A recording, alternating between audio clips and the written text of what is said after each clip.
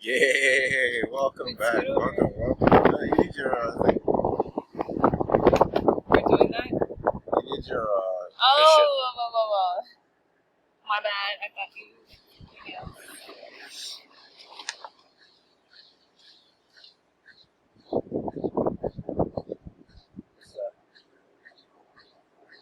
Something special. You hear it? Yeah.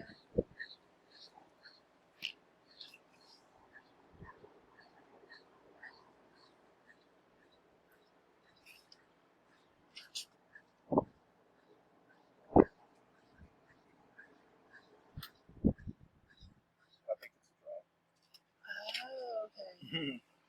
Needs water. Get it. Best to turn it off anyway. Reduces the noise. So, like, as I was saying, back in my college days. Well, this whole thing is about why do we like the nomad life? We're basically living a nomad life today, We and are. in my perspective, it came from somewhere. It came from our experiences. You were telling me about your experience coming up. So my experience coming out, I used to fantasize, like in my college days especially, because throughout college I was always like, life is so unfair. I'm technically an adult and all this, and I don't get to have a normal college kid life, and I miss out on so much and blah blah blah. So it was, I used, and my dad's always angry, and I have all these responsibilities, and just it was so crazy. And I had moments where I'd be like, something would happen, and it would be just way too much. I'm just in this like really dark space, and then I would just start like, what would make me feel really good is I would actually fantasize about my life as a nomad or like a runaway, because my dad's always saying, like, you're here because dad provides for you, and because he does everything. And he used to always be like, do you think you would survive one day out there, or even a week Without without me? And then he even did the calculations one time. He actually he pulled out a calculator, and he's like, okay, so how much do you think an apartment is? How much do you think it's going to cost you for furniture? Let's see. Is this a good number? Okay. And how much is it going to cost you for your gas and your insurance and, everything, right? And then he's just like, oh, looks like you need 2,500 to even just barely survive. 2,500. So basically, it's like I'm giving you 2,500. and how did You know what I mean? that made you? And it was like, wow, it would make me think, like, really, to even like have a decent, okay life as just a normal college student, I have to have a minimum of $3,000 a month. Well, that puts Like you in your that, place quickly. yeah, it did. But at the same time, I would also sit there and be like, okay, you know what? What if? I'm pretty sure I don't need almost any of that he just said, because I would start thinking that, okay, I can live in my car to sleep. And showering and gym all happens at school anyway. So I would and then I can get a part-time job.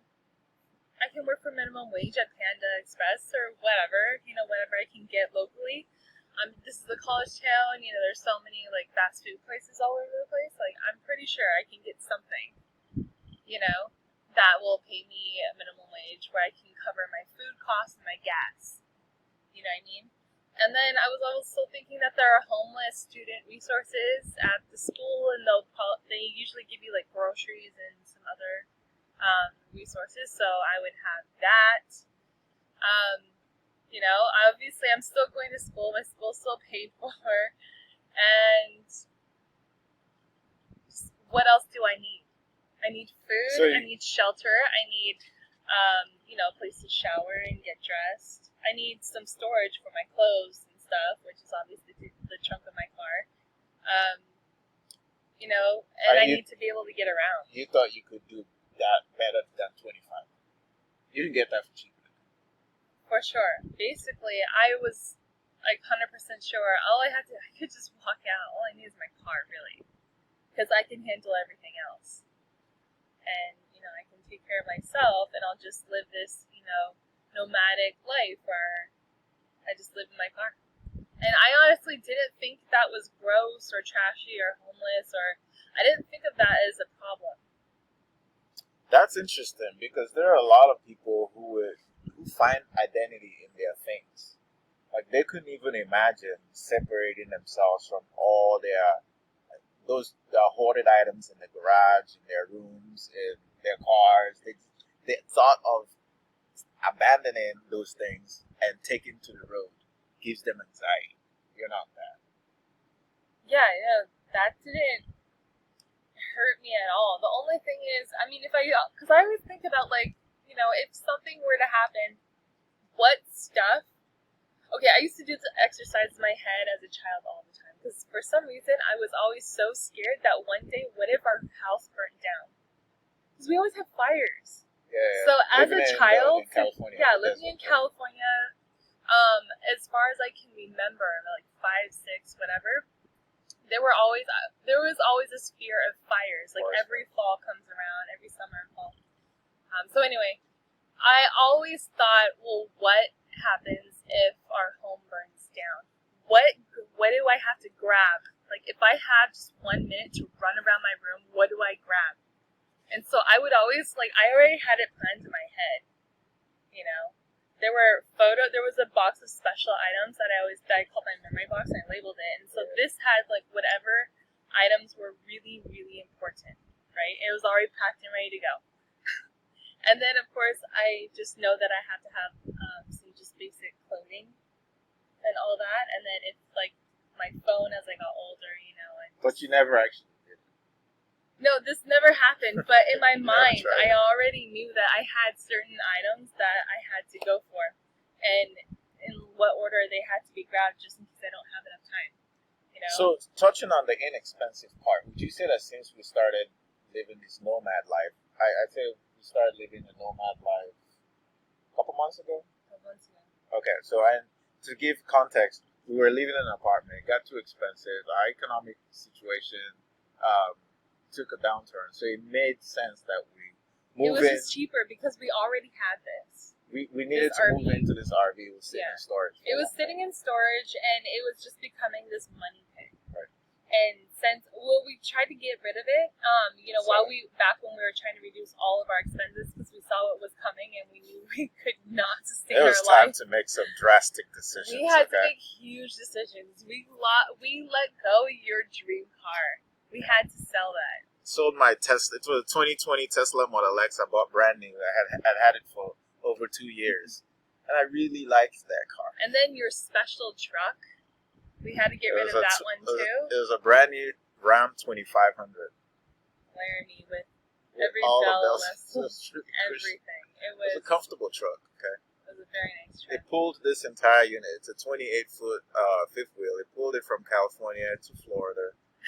Anyway, we had to sell it, and we had to sell so many things. We got rid of everything and moved into this trailer. Originally, when I mentioned it casually earlier this year, and I said, hey, look, what if we had to live in the RV? She couldn't even fathom that. She thought to herself, dang. She had this fear of missing out, oh, damn, we're about to be super broke and we're going to be living in the trailer trash. It was an irrational fear. Personally, I didn't have that fear. Why would you say you had that fear? Would you say you got, it gets to a point where... Now, personally, I'm not going to lie, there was a knot in my stomach. Yeah. I had this concern. I've shared this with you before. Yeah. It's embarrassing on one hand. It feels embarrassing. But on the other hand, I've also lived poor. And I'm not afraid of going back there. And because I trust myself to keep my North Star in focus. You know what I mean? But I'm not going to lie, I got comfortable living in that apartment, luxury apartment. It was very comfortable. It was so comfortable, you got too bougie for it, and you would fight them. And you said that everywhere we would walk inside that building, you would be like, well, that's trash. They don't even clean it. I started This finding place problems. is disgusting. This cesspool of trash everywhere. And this is the best, one of the top luxury apartments in St. Pete. This is where everyone is fighting to move into. But anyway, it wasn't good enough for you. We were paying 25. No, we were not paying $25. We were paying $27. $2,700 a month for a one-bedroom apartment. Yeah, that's madness. That, and we're not even talking about the other utilities. Oh my god, because the electric for some reason was wildly expensive. And I think it's manipulated because that apartment, they have control over the final bill that's sent to the customers or the meter read. So I think that they manipulated the meter read to charge or the rates. I think they somehow spread that the charge for the electricity to the apartments. That's my theory. I could be you wrong. probably do. I don't know. I wouldn't put it past them, but then I really don't know how they do it. But it just seemed like it was a lot. Or maybe it could be that just the rates in downtown are higher than everywhere that else. could be true. Like maybe certain regions they just charge more. I don't know. But I did have that fear, okay? Yeah. But it wasn't strong enough that I'm not willing to live in a freaking luxury RV. I didn't see a problem living in fear. there. I had this very rational fear because I think it comes from, last time there was like this whole economic thing. You know, the last recession, we fell pretty hard. It affected my tax business so bad that by because it kind of fizzled off. And this but is the 2008 recession. Yeah, the 2008 recession. So it was like every year we just had less and less and less, and to the point where it got to 2014, and just it was like we were so dependent on my dad servicing just a couple stores, and then there was a point where he ran a route business. Yeah, he ran a route business. He serviced stores. He delivers and sells, beef jerkies and things like that. So it fell to a point where our entire household was so dependent on him being able to provide service and product for just a few large stores. That was it. Do you know how much he was making at the time? I don't know, because I know that back in maybe 2003 to 2000, maybe like 2003, 2007 were like the amazing golden years. It grew so, it was so high, and we were like throwing money all over it. We felt like millionaires, actually. That's why he built his fountain. That's it. He built so many things. Okay, we even like redid the entire house at one point. Like the kitchen and all that was completely done. We got new floors. Just for fun. It wasn't even like, it would be like we had one little leak, and then my dad was just like, I don't want to just fix the leak. Let's do everything. Renovate the house. And then, and it would be like, just randomly. Sometimes we'd be like, should we just get a whole year pass to Universal Studios?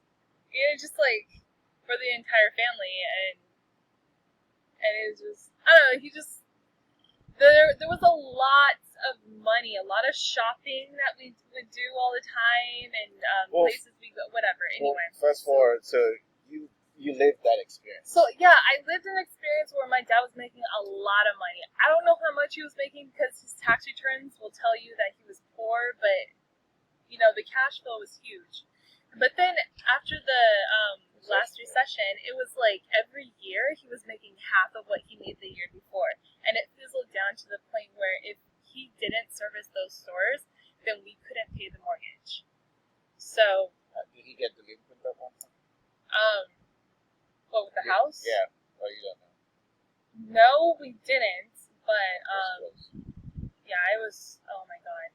No, because immediately it got to a point where one of those stores decided not to go with my dad, and then we were just like panicked because at that point he was like, "Well, we can't pay for anything now."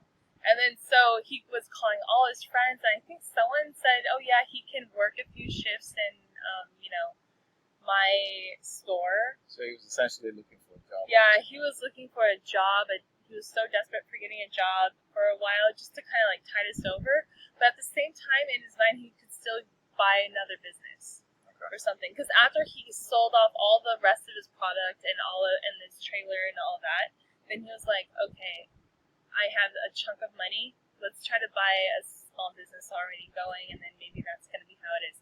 So for that for like maybe about 3-4 months, he was doing that, or 4 or 5 months, and then at a certain point, we finally found the right business, and we were all gonna relocate to Alabama, but that one didn't work out. And then at that point, I thought we were finally like out of this hole, because like that whole period, from the point where the business was completely let go, and to the point where we thought we were going to get a whole new business and start a whole new life. How long was that? That was maybe 4 or 5 months total, and that period was like wildly stressful and scary. How like old were we you were at this constantly in panic mode. So this was 2014 to 15. I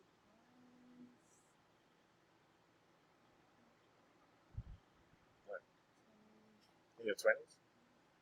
22. You're definitely in your 20s. But... I think I was 20. So you were a full-grown adult. You felt Yeah, the economic hardship as well. Yeah, I did. Yeah. So when that happened, it was, yeah. I mean, but like, even the previous years, it was like every year we had less and less, and every year it's like we suddenly went to this point where the last couple of years, even before we just fell like that, it was still very like stressful, because it was like, What's you can't next? overspend. Is it going to get worse? Yeah, is it going to get worse? Because it's constantly getting worse. It has not stopped yet.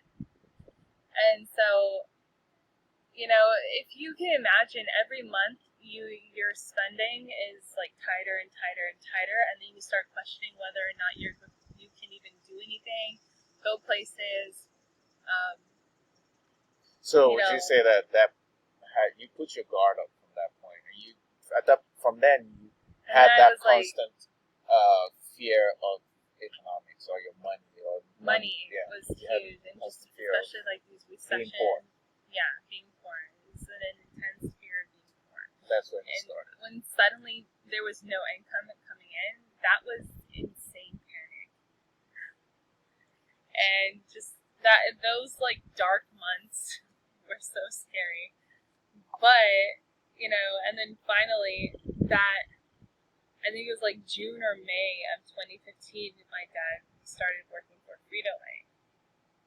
And then he'd go to LA every single day. But at this point, there was a regular income. Yeah, at that point, there was finally regular income into the house, and we slowly started to get ourselves out of this hole. So it wasn't even longer than a year. It wasn't longer than a year, but imagine being in a house with no furniture and like just very, very little food, and you're so like, and then you just don't know, like, are we gonna fall further? Okay, what does worse than this start to look like? Let me. And we were about to put the house up for sale. Okay. All that. We're gonna revisit this particular point, because I think it ties into something, right? Okay, so now fast forward to where we are recently, this summer of 2022. Yeah. We've lost a lot of money in crypto. We've lost a lot of money in trading. Lost a lot of I don't have income in terms of job. We don't have the money, the type of money that we're getting. We don't have it. Right. We have a new baby, and now our rent, our expenses, it's gone through the roof and needs to come down. So, were you now starting to go back to? I think I was. Where you were 10 years ago. I think I had intense panic, like in January, when I started to feel like this was all happening all over again. And I'm just like, oh my god. Like, those were dark times, and it took a while to dig ourselves back out of that hole, to like repurchase furniture. Are you talking about Yeah, to like when you were younger? rebuild our life when this happened the first time. Like, because it wasn't just instantly. Because the job he had, that's a job with a salary. The money is capped at $5,500 a month. Well, at the time. At the time, his new job at the time, okay. the job he just got with Frito-Lay. Okay. I mean, it was capped at $5,500, and then they take taxes out. So it wasn't as much as what he was making previously. It was not even close, and then I finally realized what, how far $5,000 a month really goes, and it goes nowhere. So that was also a very scary, like, this is it? So income doesn't grow at all. It's just, this is it. And when you work a real job and you have a fixed income, like, it's really hard to pull yourself out of the hole that you fell into. So it takes a long time. So walk me through the process, keeping that in mind. Walk me through what were you feeling like in the apartment recently when you were scared of us becoming poor? I think I was thinking, if we're gonna fall really, really hard, like, how hard are we going to fall? And then, judging from the past, when this has happened, it's not like you can just get a job and everything will be fine. Yeah, you're gonna still needs a little while to build back up. Yeah. So it takes a lot of work and time, and to make something happen. All right, so that made you worried about even the thought of living in the RV as an option. And then like, now that we so finally, much of your life. Well, now that we finally made that move and we're living in an RV, we're figured out how to cut down costs drastically. We sold cars. Living in resorts, RV resorts are a lot cheaper, and we've given away a lot more of our stuff. And we're doing different things to make money, including driving Uber. What would you say how would you say you're feeling right now?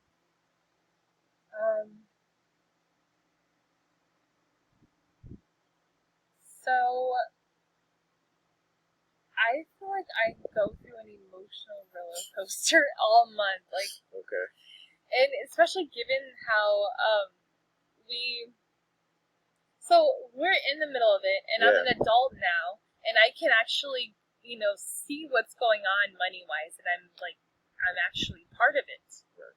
So I don't have too much power, but there's something I can try to contribute in whatever capacity that I can, and then just try to. It's not completely all on only one person. So I feel like that I can help move the needle forward. You're not that helpless kid just eavesdropping on information. You're more in control. Yeah, I'm not a helpless kid. So, because that's how it was in the past. It was like, what are we gonna do? Or what are you gonna do? Like, how is this gonna, So would you say that it helps that, like? Well, I would say that I'm at like the highest level of stress when it comes close to moving this whole thing and finding another spot or figuring out what our next move is. And given that, since we've left, every single week, it's like our life takes a different turn. Like my focus will for the day or the next week will be on one thing, trying to make something happen, and then one day something like you'll come home and have an idea, I guess, and then you'll be like, okay, so we're not gonna do Airbnb anymore, or we're not gonna do this anymore, or we're not gonna do that anymore, we're gonna do this, and then I'm like, oh my god, So it's a roller coaster. It's an emotional roller coaster. Yeah, it's not easy, especially when what your entire life revolves around is just like those small little decisions.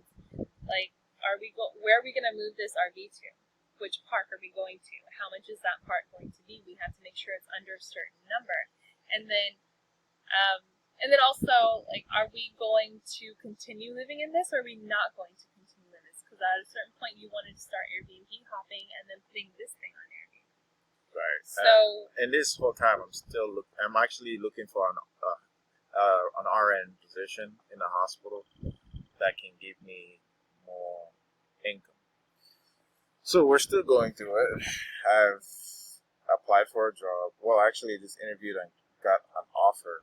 So looking to start within the week at the local hospital. But I wanted to focusing on the positive part of it. yeah. It's inexpensive to live like this. The idea that it's embarrassing or that you've lost social credit or whatever the heck it is, that you're maybe not living as affluent as your friends, that notion is something in your head. It's not real. The moment that you you dispel of whatever perception of whatever you think people are thinking of you, it doesn't matter. What I think matters, that should be the least important part. the most important thing is that you're doing everything that you can for your family to get through these difficult times. And don't you feel like you're alone in it. Most of the middle class is suffering. Well, that was rude. Why did that happen? Computer just went into screensaver mode. Most of the middle class are suffering. Inflation is at a double digit. The feds will not admit to it. They're still putting it at 8%, which is ridiculous to me. Income has not kept up with inflation across the board. The current administration is proposing more and more taxes that is going to affect the middle class. So this inflation is gonna keep going up. So it's time to start making maybe difficult decisions that might find you moving into an RV camper, moving into a cheaper place to live. Decisions that will have you selling off your most prized possessions, things that you've attached yourself to over the years. Sell them. Get light. Talk to them about everything that we've had to get rid of lately. Oh, we had to. Well, first we're leaving the Hermitage. Obviously, we had to get rid of the apartment. We had to get rid of all of our furniture, TV. Not only that, even like our plates, towels. It was hard to You know, get rid of those things. so hard to get rid of things like that. You can only keep what you really need because there isn't much storage. There's not that much space in these things. So, yeah, like really one small set of plates and bowls and all that. Only one silver, cutlery set, etc. Gotta get rid of some of your comforters, some of your pillows, some of your towels. If you're someone like me, you have a lot extra just in case when someone comes over, whatever. Well, you're just gonna have to give it up because you need space for you and your family because everyone has stuff. So you can't have extra when you live in these. And then the other thing is that I want you to highlight the fact that it's inexpensive. You start finding different ways to stay within budget. First, at this point, our budget is drastically low. We're living under $3,000 a month. No, we're not. Okay, We're living off way more than that. We're living under what?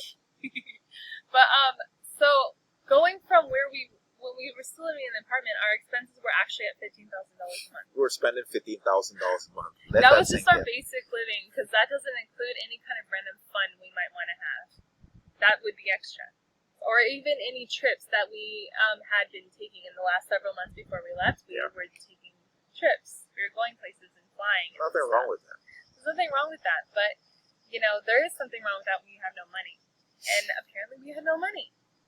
But there's better ways to travel. Now, the fact that we've moved from one RV campsite to the next, it's allowed us to travel inexpensively. We're starting to discover these little cities in Florida that we normally wouldn't have traveled to if we're still living in expensive, beautiful St. Petersburg.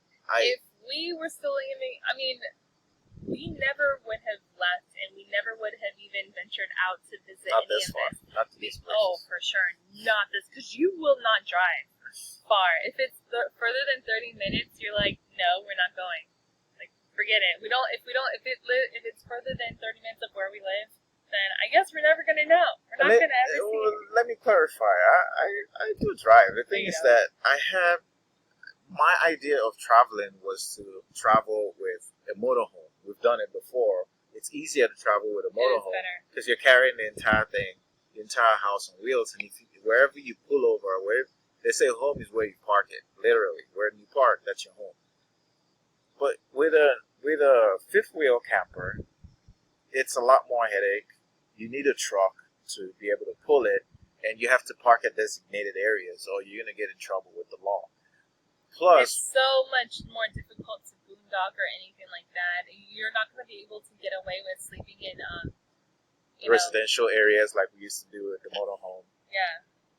So, and because I couldn't get my motorhome, it just made me not even feel like driving anywhere. I just was comfortable just going to the different areas within the Tampa Bay area. And Tampa Bay is beautiful. There's a lot that we haven't there's seen. So much. So it's not like I'm mad, but we know. Yeah, if we were staying in St. Pete, we still would not have seen any of this. We would not have any desire, actually, and we would still continue to be going down to go walk on the pier every day, or even go to the river walk or something like that every single day, just like what we were doing. I don't think any of that would ever change. No. And even when we go back, that's all we ever want to do because we love it. It's amazing over there. It's enough to just go, all right, I'll just do this for the rest of my life. That's how nice it is. So living there was a dream, but I am actually really, really thankful that we were forced to roam around a little bit because we are actually pleasantly surprised at what we've been discovering. We got to visit Tarpon Springs. It's quite an unusual place. Didn't expect to have that hidden gem right there in Florida. It's so nice because that first when we went there, didn't you just think like, wow, we are out in the sticks? I don't know if I made a mistake. Felt that way. But then we start finding out, Tarpon Springs has its own culture. So it's like, it's known for sponges and tarpon fish that no one hunts. And then it's like no one likes. It's also you can feed them. You feed them. It's also a tourist attraction. And Greek culture. A lot of Greek culture. And we recorded a lot of videos, which you guys are going to eventually watch when we get about editing. And then we got to, be at Newport Richey. Newport Richey's nice. Wait, let's not. I want to talk about our experience at Hickory RV Center. Oh, Hickory. So you start to find some of these little RV centers and RV parks, and they all have their different cultures and things that irritate you about them, and some things that they're doing right. Overall, in my experience, they need better handlers or better people.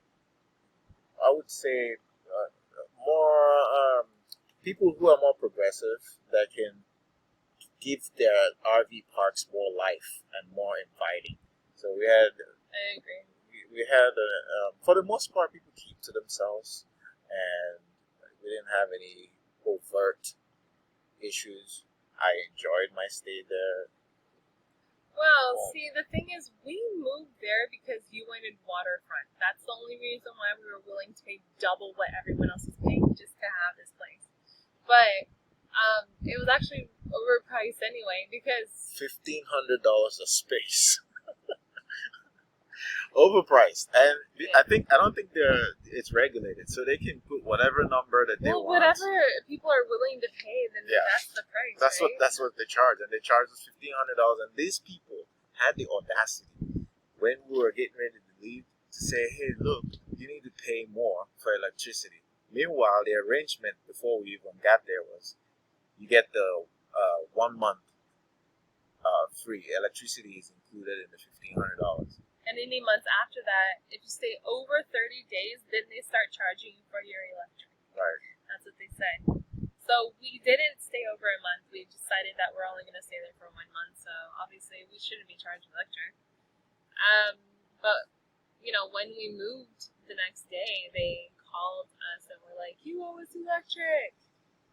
And that was also the place the ladies one of the ladies over there, she Tell the story. Tell them. so it was a July 4th celebration. Everyone, they had food and people were out there celebrating, but the food was really abysmal and the party was just poorly organized. So anyway, we showed up and there were hot dogs there, and the lady, I think she was being nice. And she's like, "Hey, you want some You want some hot dogs?" And I was kind of hesitating at first, and then she reached I know, in. because you were looking for plates and things like that. They didn't have any plastic plates, so I was asking for plastic plates. And she was like, "Oh, don't worry." And she grabbed the bun with her bare hands, grabbed the sausage with her bare hands, stuck it into the fucking bun, squirted ketchup on it, and handed it to me with her hand. I'd never had anything like that happen to me in the past, like here in Southern Florida. So you'd have experiences like that. Well, you know, the thing is, I don't think that it's not like she meant harm. I think she did it. She thought she was being helpful. Southern hospitality. It's I know it's weird. It's gross. But I feel like she had the best of intentions.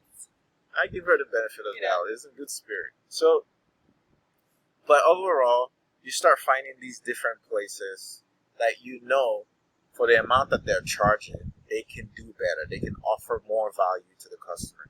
But because that there's high demand and they're located coastal, they don't feel the need to give the customers more value. So you're overpaying for moderate experience. So now it also allows us to see more of the state. Right now we're in a city called Inverness, Florida. You heard of Inverness? Me neither. Never heard of Inverness. But I before. found it on the internet. We had a nice website. Even better, they had an RV spot for $600 a month. And that fit right into our budget, and we're like, we're going there. Yeah, So we're here. And it's not bad. It's actually quite... I mean, being able to move like this and then carry your house around with you, I think is really cool. It's fun. It's exciting. The only thing I would change is I would like to either have a truck or I would like to trade this in for like a Class C. You know? So that we would have more freedom. Because if we did, we wouldn't even have to stay in one place for a full month. We could just get up and go. We could even take 1 month, especially if we had like a Class C or even a Class B plus, right? We can just not pay rent anywhere.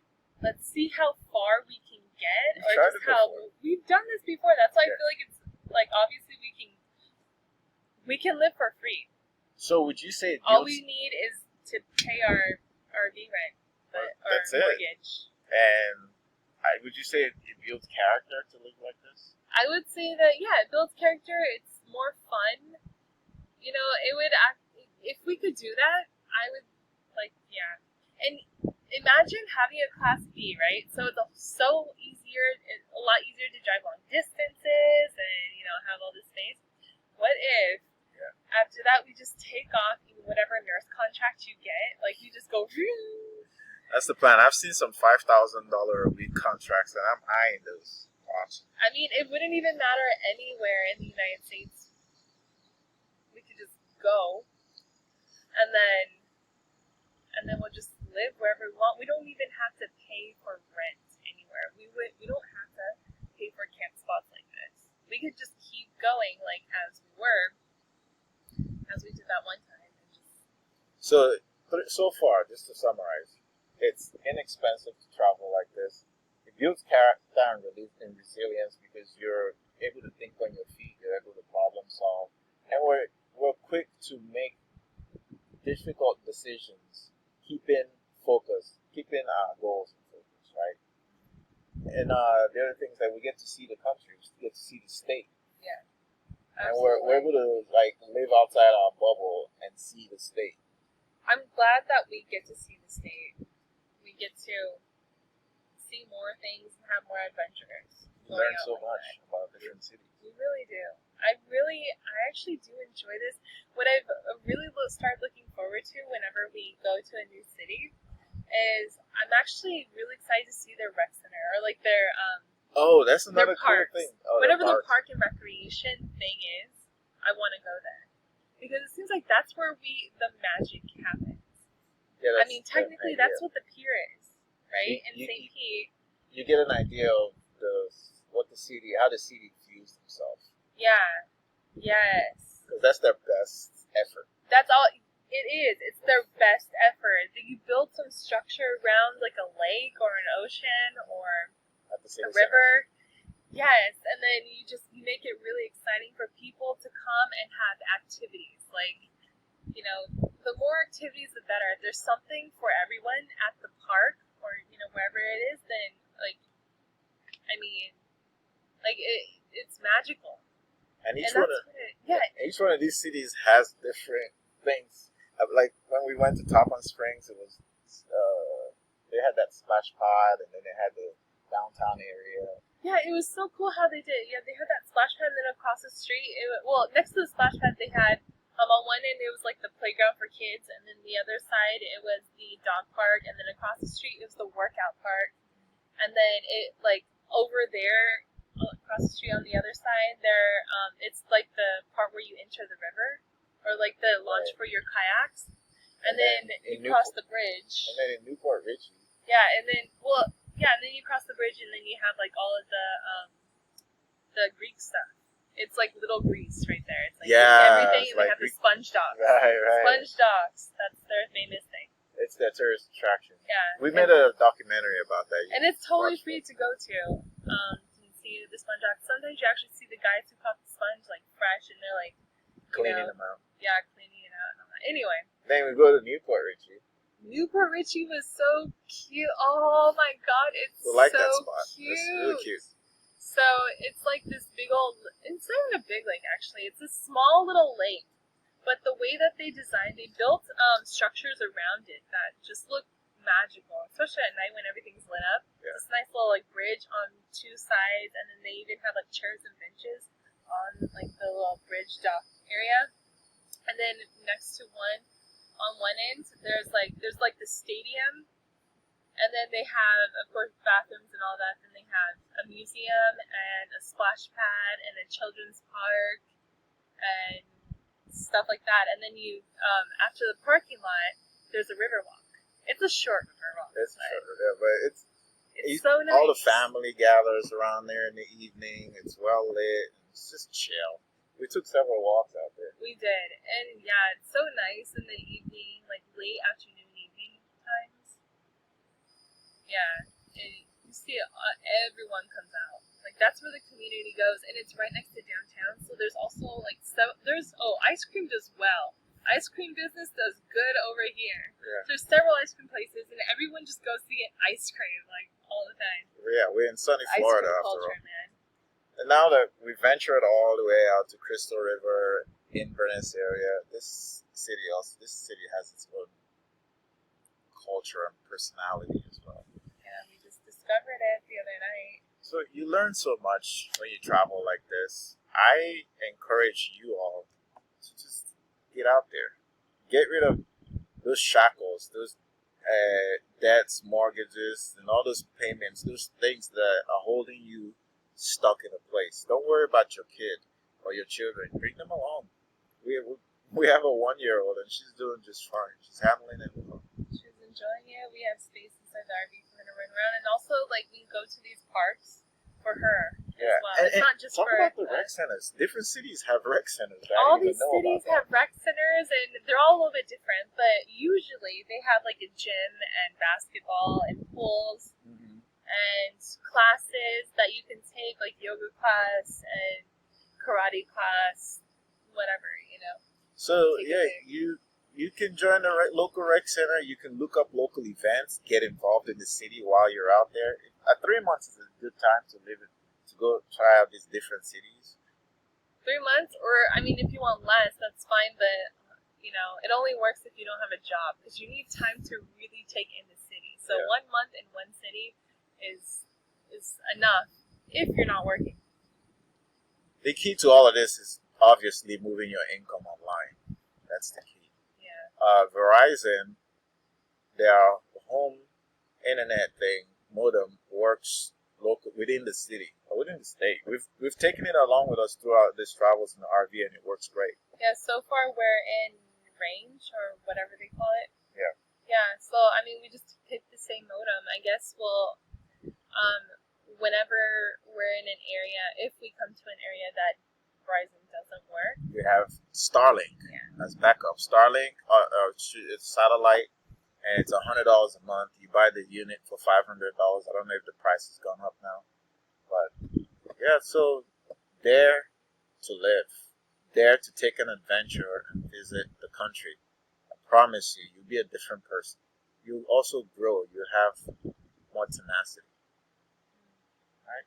yeah, what's the best thing? All right, go ahead and subscribe to the channel, like the video, and we'll see you guys next time.